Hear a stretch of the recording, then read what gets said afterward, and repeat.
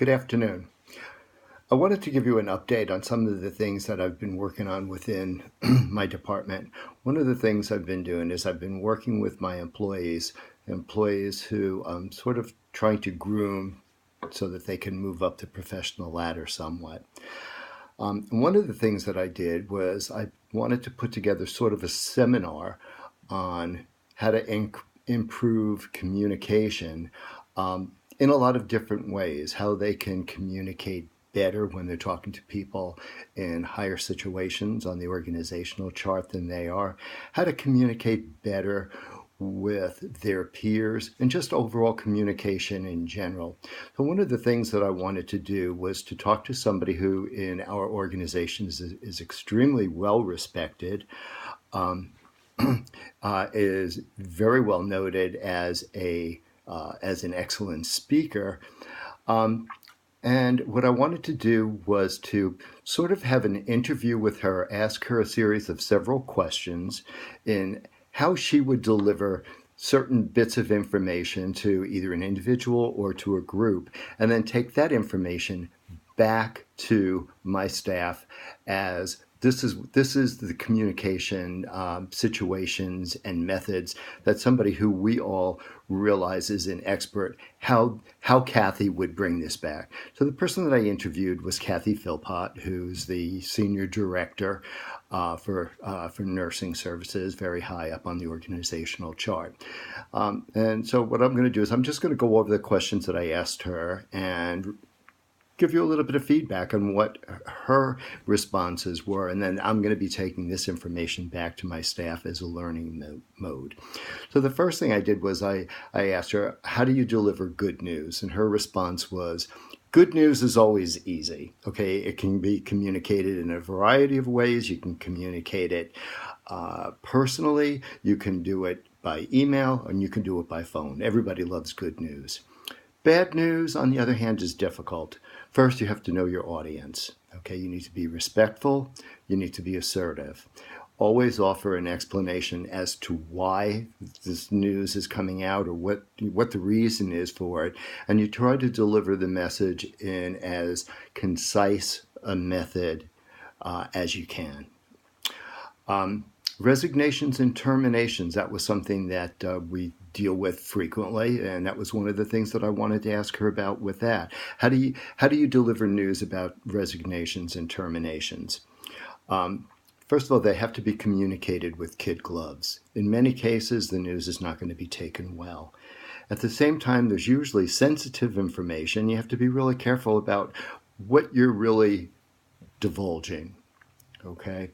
The message should be communicated concisely, and it should also be communicated in a tone that sort of you're not encouraging conversation or questions. It should be communicated gently, concisely, and move on. And you don't want to encourage a lot of questions.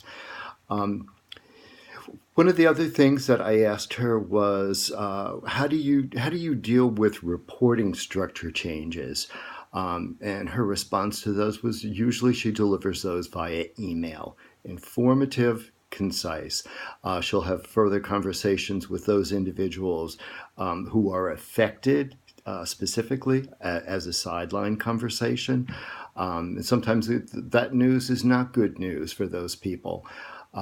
So before an email is sent out, she wants to have those conversations with those people prior to. Okay, this is what's coming out.